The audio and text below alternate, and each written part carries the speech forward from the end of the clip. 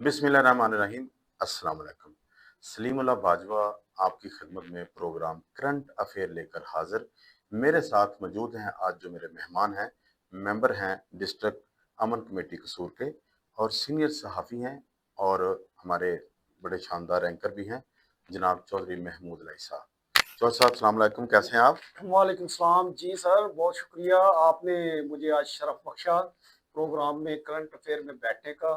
मैं आपका और अपनी अपने चेयरमैन साहब का भी शुक्रगुजार हूँ कि उन्होंने स्पेशल टास्क हमें सौंपा कि आज हम करंट अफेयर पे गुफ्तगू जी, करें। बहुत शुक्रिया आपकी तशरीफ़ आवरी का। चौधरी साहब, आज जो मैं बात शुरू में करना चाहता हूँ वो इंक्रोचमेंट की।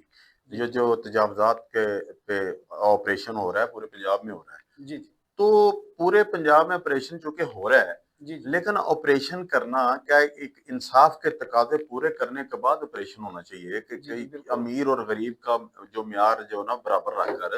यहाँ बिल्कुल। पर क्या हो रहा है कि आज मैं थोड़ा-सा अगर इजाज़त हो आप जी जी आपकी तो एक वाक़या बयान करना चाहता हूँ कि मैं आज हाज़िर हुआ वापडा के ऑफ़िस में, तो वहाँ जाकर मैंने सामने जो कुछ शॉप थी, जैसे एक बिरयानी की शॉप है और एक चाय वाला भट्टा है बाबे का, और कुछ फ़ोटोकॉपी की मशीनें जी लगी जी हुई हैं, आपको पता है वहाँ पर ये काम जी होता जी है। छोटे-छोटे बिल्कुल। लोग बेचारे अपने काम कर रहे हैं, गरीब लोग हैं, जो मिडल क्लास के वो लोग हैं। तो सबसे पहले टीएमए की टीम आ रही है, ट्रॉली उनके पास है, ट्रैक्टर ट्रॉली, और वो ऐसे आते हैं जैसे वो गुंडे हैं। गुंडों की तरह उन्होंने मेरे सामने ऑपरेशन किया, मेरे पास वीडियोज़ भी हैं। तो ऑपरेशन किया तो उन्होंने वो बिरयानी की जो शॉप है, वहाँ उनकी जो चेयर्स पड़ी हुई थी, वो उठाकर सबसे पहले अपनी ट्रॉली में फेंक दी। जी जी कोई वार्निंग नहीं दी। ये ठीक है? बाजवा लेट साहब। मी कंप्लीट जी जी प्लीज़। जी जी मुझे ज़रा थोड़ा-सा बयान ओके। कर लीजिए, जी तब फिर मैं आपसे पूछता हूँ। जी जी उन्होंने वो चेयर्स फेंक दी, बोर्ड भी उतार लिए ट्रैक्टर के साथ लगाकर, बड़ा नुकसान किया। उनको धमकियाँ भी लगाई गई, ठीक है? उसके बाद वो एक चाय वाले का फट्टा था, वो फट्टा भी उठा लिया, फ़ोटोकॉपी की मशीन, बेचारे डरते-डरते उन्होंने वो द द अब मैं क्या कर रहा हूँ, मैं पूछ रहा हूँ कि क्या करें? नहीं जी, वो ना आज कमिश्नर साहब का दौरा है, तो ये इसलिए हम लोग कर रहे हैं। चलो, थोड़ा-सा मैं आगे गया तो मैंने देखता हूँ कि आगे क्या ये पूरा तकाज़े करते हैं? तो सिटी स्कूल है, आपको पता है, वो जी जी साथ ही। जी जी सिटी स्कूल के बाहर इतनी ज़्यादा तजावज़ात पड़ी हुई हैं। जी जी वो उन्होंने ऊपर वो सड़क से काफी ऊपर वो उन्होंने उन्होंने बनाया हुआ वहाँ पर सिस्टम। अपना वो गार्ड जो बिठाते हैं, वो केबिन बनाया हुआ है, वो भी तेजावज़ात में आता है। बिल्कुल ठीक ठीक है जी, बिल्कुल सबके राइट। लिए कानून बराबर होना है, और वो टीम जाके वहाँ सिटी स्कूल के सामने खड़ी होगी। तो मैं नाम नहीं लेना चाहता हूँ, मेरे दोस्त हैं, वो भी टीएमए की टीम में से हैं। तो मैंने, जनाब ये क्या हो रहा है? आपने गरीबों के फट्टे तो उठा लिए, तो इनके क्यों नहीं, और मोटरसाइकिल का स्टैंड बना हुआ है, नहीं हम्म। रोक, बाकायदा स्टैंड बना हुआ है। बकायदा जी, स्कूल के बाहर। बाहर बना हुआ है, नहीं रोक रहे। जब मैंने उनसे पूछा कि आप इस पे क्यों एक्शन नहीं ले रहे, तो वो फरमाने लगे, जनाब वो हज़रात 2-3 थे, मुझे ज़ाती तौर पे जानते हैं। वो कहने लगे, बाजवा साहब, कमिश्नर साहब का दौरा है, तो हमने इसलिए ये सारी जल्दी-जल्दी कर रहे हैं, और इनको हमने वार्निंग दी है। गरीब को वार्निंग नहीं है, अमीर को वार्निंग दी है। अब ये वार्निंग कल कमिश्नर साहब आज गुज़र जाएँगे, तो वार्निंग वो किधर जाएगी? पहला जो तो ये है। खत्म हो गई तो फिर जो बात। उनका सामान, उनके जो साइन बोर्ड उतार कर इन्होंने फेंक दिए, तोड़ दिए, नुकसान हुआ है, उनको भी तो वार्निंग दे सकते हैं। ये है मेरा सवाल, अब बताएँ आप। देखें जी कि सबसे पहले तो मैं आपको माजी में कुछ लेके जाना चाहता हूँ। हमारे बहुत ही काबिल ऑफिसर, बल्कि उनका आज भी जब हम डीसी ऑफिस में भी जाए तो नाम याद आता है, अब्दुल जब्बार शाहीन साहब। जी, वो उन्होंने ये जो हमारा सिटी डेवलप हुआ तो उनका बड़ा कलीदी किरदार है इसमें। बिल्कुल। और उस वक़्त मैं यानी शाहिद हूँ कि उस वक़्त के एमएनए के घर के बाहर इंक्रोचमेंट थी, तो वो भी उन्होंने खुद मौके पे खड़े होके रिमूव की।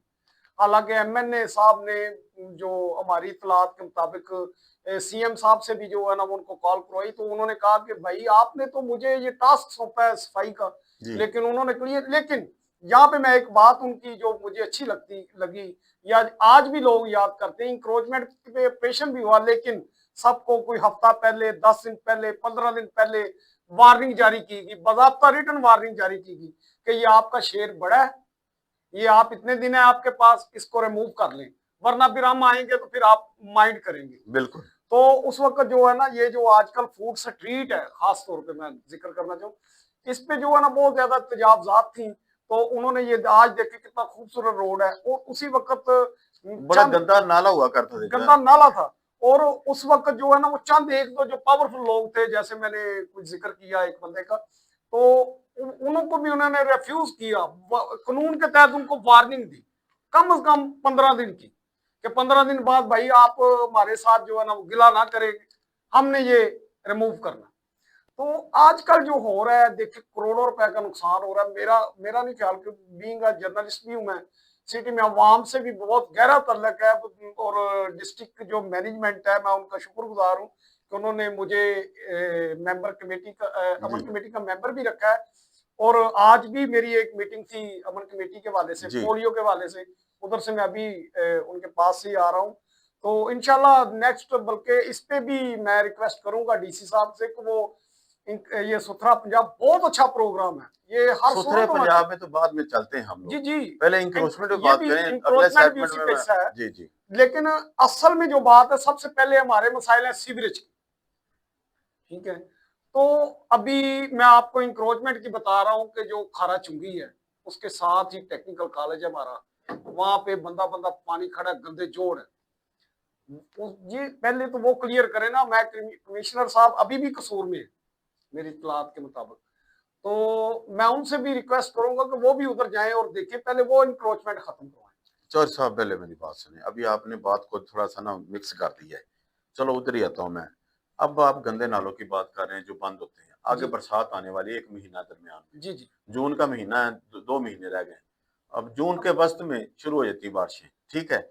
आप मुझे ये बताएं कि एमपीए हाजी नईम सफदर साहब ने इसका इस पे थोड़ा सा कदम उठाया था, और मैंने देखा कि वो बारिशों में बाहर निकल रहे थे। बिल्कुल हाजी नईम ऐसे ही। सफदर साहब, बारिशें भी आने वाली हैं, आप बारिशों में ना बाहर निकले, बारिशों से 2 महीने पहले बाहर निकले।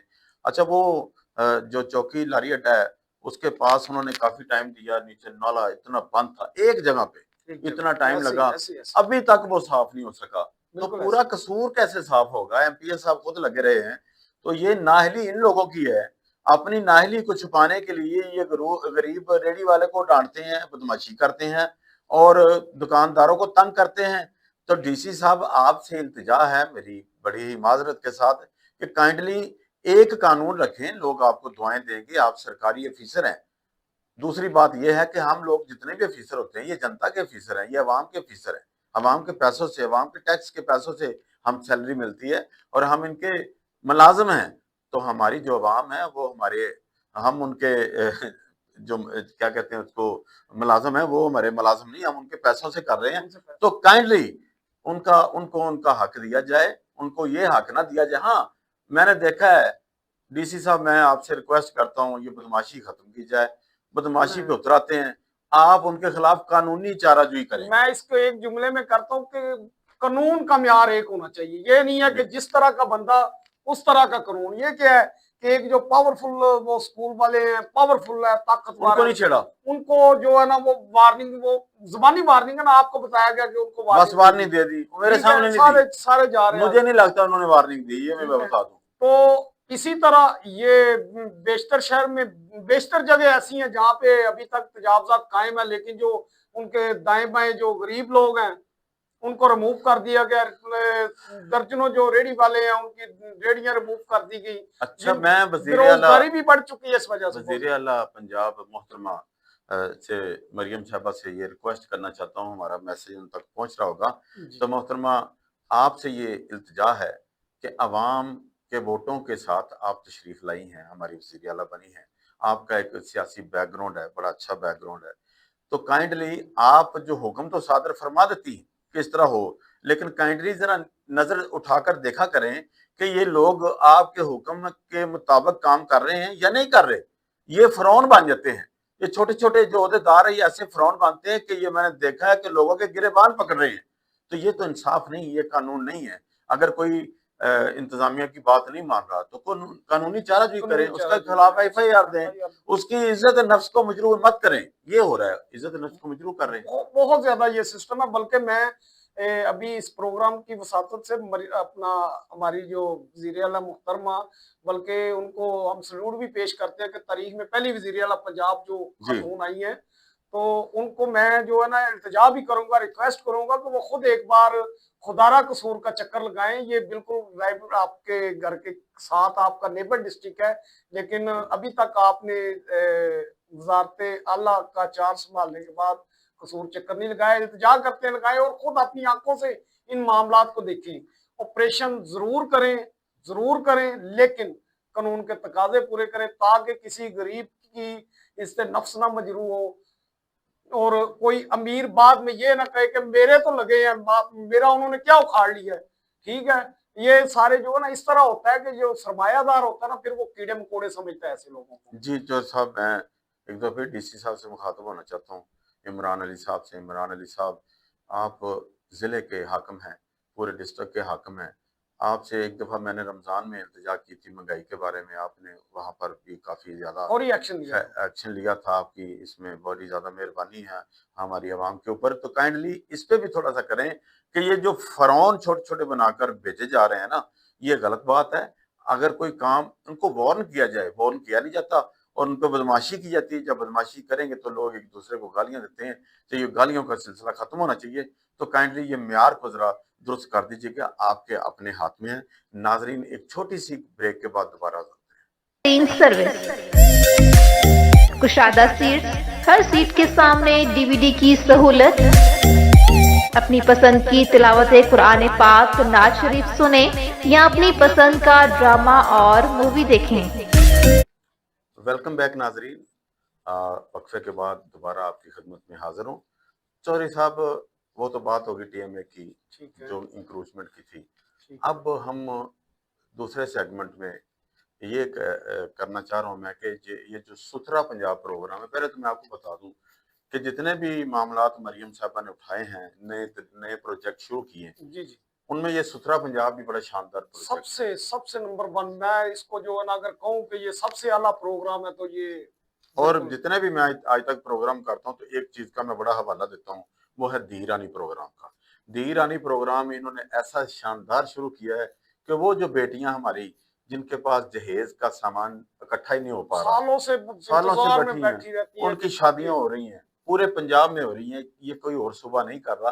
तो ये जो क्रेडिट है, ये मरियम नवाज साहबा के साथ जाता है। दरखास्त करते हैं कि इसका दायरा कार बढ़ाएं, मजीद बढ़ाएं इसको, उसको नेशनल लेवल तक किया जाए, नेशनल लेवल तक ले और जाएं। ये वफाकी गवर्नमेंट को चाहिए। लेकिन ये अच्छी बात है कि मरियम साहबा ने ये किया, और सुथरा पंजाब का भी किया। मैंने आपको पहले भी बताया था कि ईद वाले दिन मैं निकला हूँ तो मुझे ऐसे लग रहा है जैसे मैं पेरिस में निकल रहा हूँ। वो कुछ वो इनके जो सेंट्री वर्कर हैं वो सड़कों पे खड़े थे उस दिन, तो मैं देख रहा था एक रैपर भी कहीं से गिर रहा था, वो फौरन उठा रहे थे। ये बहुत बड़ी बात है। हालांकि दूसरे तरक्की याफ्ता मुल्कों में अवाम खुद वो रैपर पहली बात तो गिरने नहीं देती, अगर गिरता है तो वो खुद ही उठाती। आहिस्ता आहिस्ता हमारी अवाम में भी इंशाल्लाह इस उम्मीद के साथ। जी चोर साहब, आप निशानदेही कर रहे थे कुछ जगहों पे अभी भी सुथरा पंजाब के तहत काम नहीं हो रहा, तो काफी ज्यादा अभी वहां पे पहुंचने की जरूरत है। अभी अगर कोई जिम्मेदार उस इलाके का सुन रहा है तो हमारी दरख्वास्त है, एक तो जो काली पुल है जी, उससे आगे जो है ना, वो नीचे जो स्टील बाग की तरफ आए, जो मशरकी सर्विस रोड है। ठीक है, ठीक है, ठीक है, तो उधर जो है ना वो परमानेंट ही मसला है। यानी थोड़ी सी बारिश हुई उसके बाद 15-15 दिन 20-20 दिन पानी नहीं उधर से खत्म होता। तो रिसेंटली वहां पे एक बंदे का मर्डर भी हुआ, अभी मर्डर भी हुआ वहां पे रिसेंटली। तो इसके साथ साथ जो है ना, मैं असल तवज्जो दिलाना चाहता हूँ इंतजामिया की कि जो टेक्निकल कॉलेज है, खुदारा हमारे बच्चों का मुस्तकबिल बचाएं। वो उधर दीवार के साथ कई कई फुट पानी जमा है, ये सीवरेज का पानी जो गंदा है।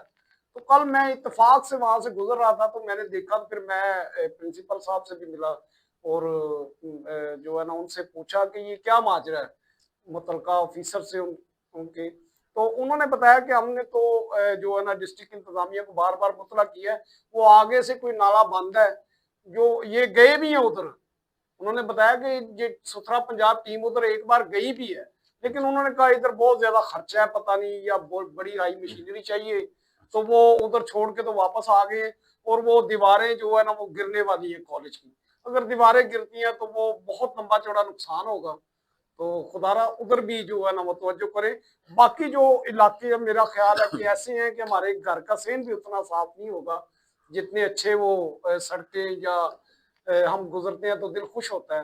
तो एक दो और मसले हैं, मैं मसाइल बता। एक डंपिंग पॉइंट जो है फिरोजपुर रोड पे मखसूस साबर के डेरे के बाहर, वहां पे बहुत गहरा गड्ढा बन चुका है और वो सर्विस रोड के बिल्कुल साथ है, बिल्कुल टच कर रहा है।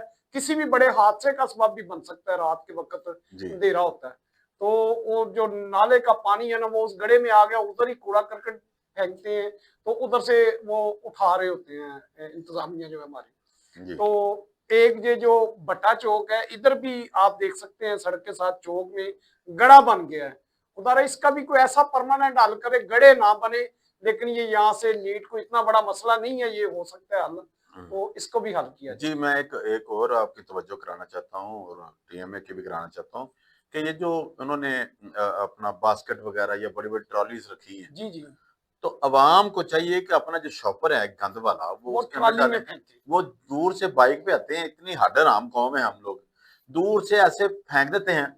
अगर निशाना सच्चा लग गया तो ट्रॉली के अंदर, अगर नहीं लगा तो नहीं तो बाहर सड़क के ऊपर फिर ऊपर।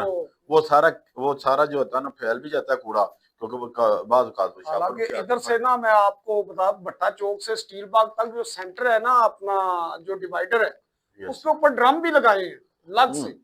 ये जो ये देखे मैंने देखे हैं, दिन से लग वो ड्रम लगे हैं, ताकि वो आप जो गिरदोनवा में चीजें गिरती हैं वो उठाकर फेंक दे उसमें। उसमें फेंक दे। लेकिन लोगों को ये शऊर, अल्लाह करे आ जाए, अल्लाह करे आ जाए। देखें बैरिया टाउन चले जाना, तो वो डेली एक शॉपर होता है, वो 30 शॉपर देकर जाते हैं हर मंथ, बैरिया वाले खुद ही। जी जी, डेली पूरा शॉपर जो गंद का होता है, जो कूड़े का होता है, वो बाहर बास्केट बनी वो उठाते हैं, आप बास्केट में रख देते हैं।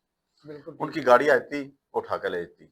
वो पाकिस्तान में ही है ना, एक बंदा हैंडल कर रहा है ना उसको, मलक रियाज, जिसने ये सारे प्लान किया है। बिल्कुल ऐसे ही। तो क्या मलक रियाज से गए गुजरे हैं हम तमाम जितने वज़रा हैं, जितने वज़ीर आज़म हैं, जितने वज़ीर आला हैं, जितने भी हमारे टीएमए के अफीसर हैं, क्या आप इम्प्लीमेंट क्या नहीं करा सकते? को बैरियर टाउन नहीं बना सकते? बन सकता है, बन सकता है।